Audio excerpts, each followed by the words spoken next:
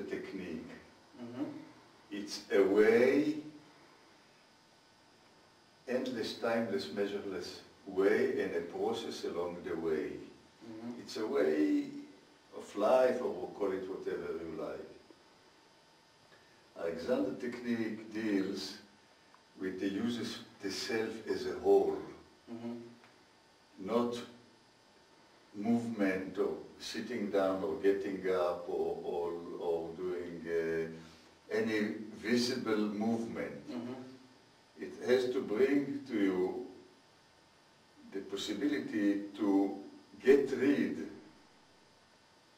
of the holdings, of the brakes. What we do normally, we brake and accelerate at the same time.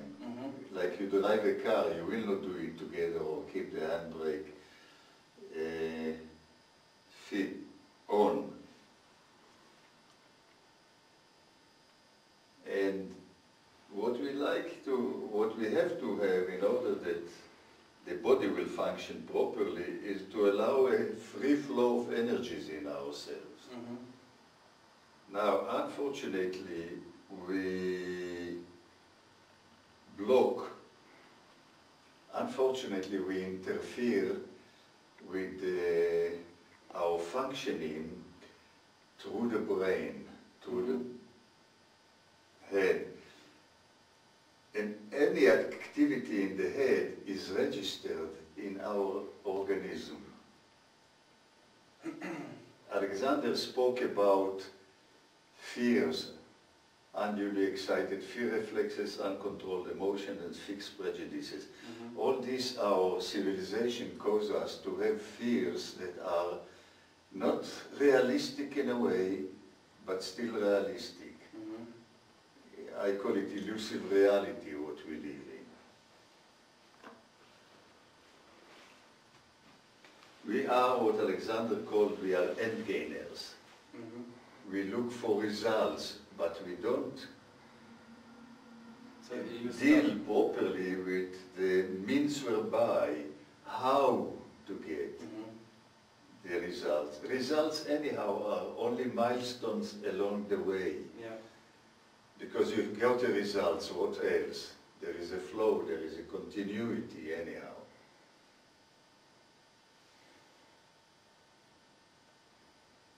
And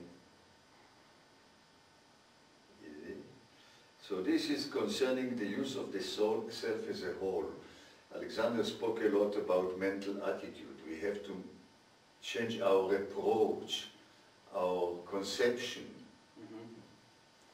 and to change, to neutralize the wrong. You can't, he came, if you read it, he realized that he is doing something wrong with himself that causes him to lose his voice. Yeah, that's right. You see, so first you have to get rid of the wrong. He tried to do it right, to take his head, and then he saw that when he does it, he still does it in the habitual way. So you stop habitual reactions to stimuli.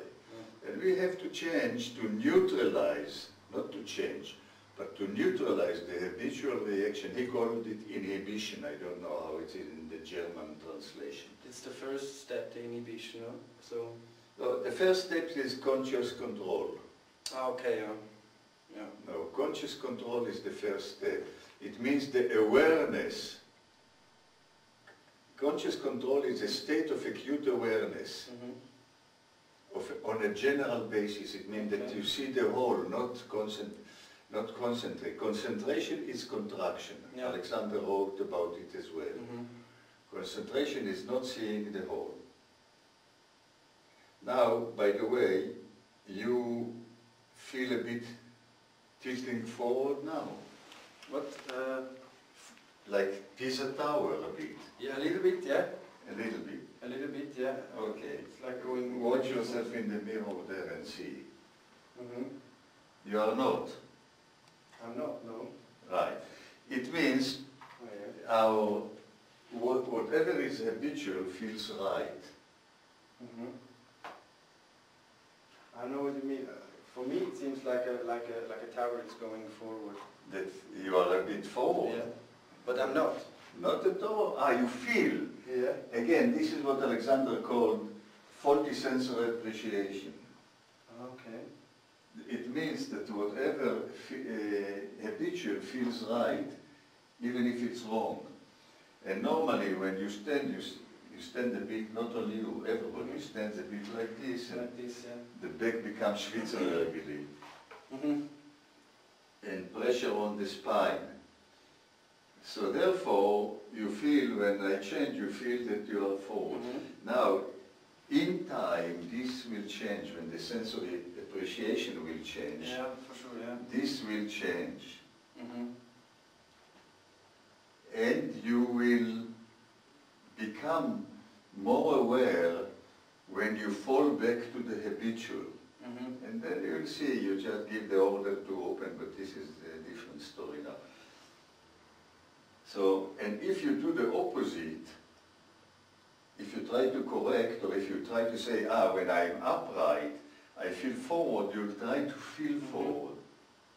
And this is wrong, because the opposite of wrong is wrong. You see, if this is wrong, what will be the opposite? If this is wrong? If this is wrong, what will be the opposite? Well, to stand up, so to stand up No, normally. the opposite will be this. Ah, okay, yeah. Yeah, for sure, yeah. Right. I know what you mean, yeah. Right, so the really opposite is the other opposite side, of yeah? wrong is wrong. Yeah, okay. So in order to have the right, we have to stop, to be aware of what is wrong and to stop the wrong, to neutralize the wrong. Now, concerning functioning, what controls and dictates the functioning, if it's right or wrong, or anyhow the functioning of the body, is the relationship between the head and the spine, which Alexander called primary control. I don't know how they call it in the... Primäre Steuerung, it's in this is not, I call it the basic relationship between the head and the spine. I don't have to agree with all the terms of Alexander, that he changed some of them anyhow. So, this primary control dictates and controls the functioning. Of the whole body, or? Of the whole, yeah. Indeed, it's affected by our brain activity, by the filter of the intellect, and you know, normally we use the brain by speaking in the brain, talking in the brain. Yeah, that's right. And what we need is a blitz feedback in the brain, not through the filter of the intellect. So, in order that the body will function properly in daily activities, the back should always spread, grow, open. I call it eagle-eyes, like the vulture there, you know, like a gyre there. Alexander said lengthen and widen. What is lengthen and widen? Especially when one of the mistakes of teachers, and Alexander himself, that he said, first you have to know the words, neck free, head forward and up, back lengthen and widen. Okay. It's not written in the use of the self, by the way, but in other books. Okay. This is the mantra, neck free, head forward and away, back forward and up, back lengthen and widen. Now lengthen and widen is really spreading. Really open, really spreading, yeah. So in order that the back will spread, open, grow, eagle-eyes, the head has to go forward and away. Don't help me.